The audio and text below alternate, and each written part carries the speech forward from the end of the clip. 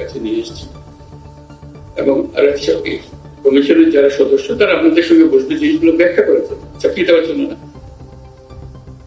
চাপানোর ক্ষমতা আমাদের নেই। আমরা শুধু আপনাদেরকে বোঝানো কেন করা হয়েছিল, কি জন্য করা হয়েছিল, কোনটার কারণে করা হয়েছিল, সেই দিক থেকে আমরা পুরো জিনিসটাকে অ্যাপ্রোচ করবো এবং এগিয়ে নিয়ে যাব। আপনাদের সহযোগিতা চাই, এটা আমি বলবো না, কারণ এটা আপনাদের কাজ, আমার কাজ না, একার কাজ না। এটা আপনারা জনগণের প্রতিনিধিত্ব করেন, আপনাদেরকে বলতে হবে সমাজের কাঠামো কোন গুণকে কি করতে হবে, কিভাবে করতে হবে। কিছু সামান্য রদবদল থাকলে এখানে বলবেন এখানে একটু রদবদল করলে কিন্তু সুন্দর হয়ে যাবে, আপনাদের ইচ্ছা। আমরা সাচিবিক কাজগুলো আপনাদের করে দিলাম, আপনাদের সহায়তা দেব ব্যাখ্যা করার জন্য, ব্যাখ্যা দেওয়ার জন্য। আমরা একটু লন্ডভন্ড অবস্থার মধ্যে দায়িত্ব নিয়েছি, চেষ্টা করেছি এটাকে কোন রকমের সচল করার জন্য, কাজে লাগানোর জন্য। কিন্তু এই 6 মাসের যে অভিজ্ঞতা, সেটা আমাদের সবাইকে একটা প্রচন্ড সাহস দেবে।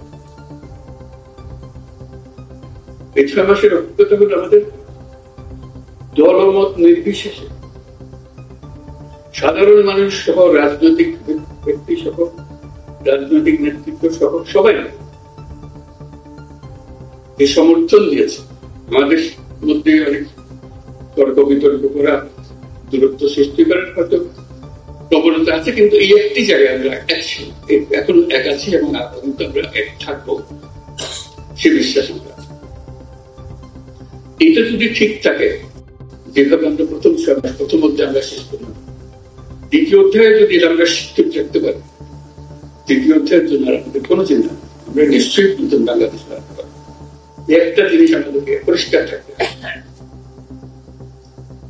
এটা একটা মস্ত বড় শক্তি। প্রথম অধ্যায় যেভাবে আমরা কাটালাম,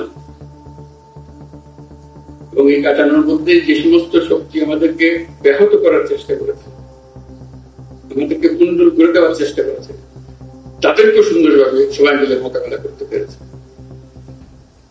দ্বিতীয় পর্ব এই হাঙ্গামা হবে, কারণ যাদেরকে বাংলাদেশের মানুষ দাঁড়িয়ে দিয়েছে, অস্বীকার করেছে, তাদেরকে ত্যাগ করেছে, তারা ফিরে আসার জন্য অত্যন্ত ব্যাপক। প্রতিটি দিন তাদের জন্য মূল্যবান,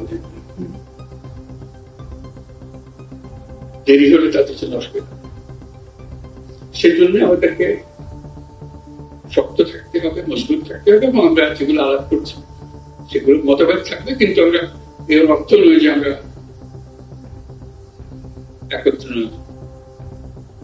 থাকছি। প্রথম পর্বের আরেকটা অভিজ্ঞতা হল একই সঙ্গে এই যে আপনাদের সমর্থন, জনগণের সমর্থন ছাড়া আন্তর্জাতিক বিশ্বের সমর্থন।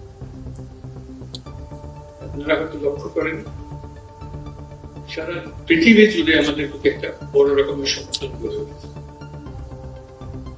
যে কারণে অপর পক্ষ সুবিধা করতে পারছে, পদে পদে ব্যাহত হচ্ছে। যেখানে যাই বহু গল্প রচনা করছে, গল্প টিকে পারছে, শেষমেশ ট্রাম্পের হাতেই আবার সে গল্প চালাতে পারবে।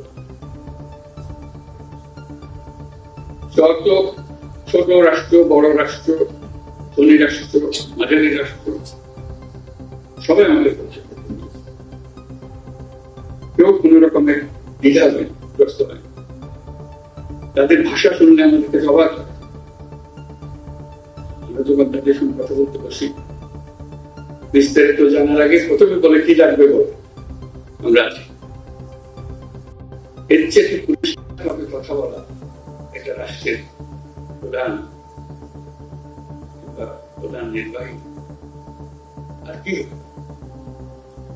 এবং তারা এই পর্যন্ত সেটা মেনে গিয়েছে এবং চালাচ্ছে এবং ক্রমাগতভাবে তাদের সমর্থন বাড়াচ্ছে। কাজে আমাদের এই যে দুই সমর্থন,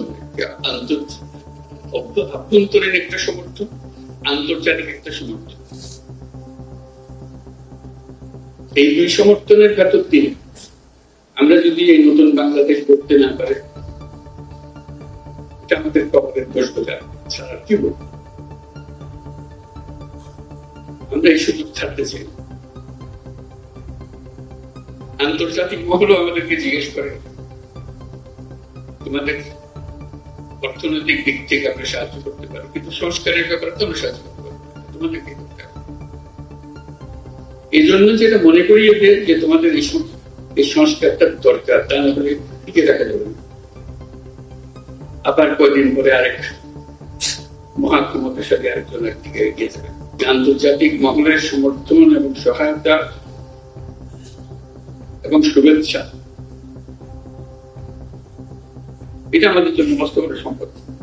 কোন কোন রাষ্ট্র, যারা খুব শক্তিমান রাষ্ট্র, এমনই বলেছে এই কাজটা করার জন্য তোমরা যদি মনে করো একজন স্পেশাল এখানে দেওয়া, যে আমাদের পক্ষ থেকে তোমাদের সঙ্গে যোগাযোগ রাখবে, যাতে করে তোমাদের কোনো অসুবিধা না। শুধু সমর্থন না, সমর্থনটা কাজে লাগানোর জন্য আয়োজনটা করে দিয়েছে। কাজে এই প্রেক্ষিতে আমরা এই কাজে নামছি। এটাতে আমাদের ব্যর্থ হবার কোনো সুযোগ, আমরা ব্যর্থ হতে চাই না।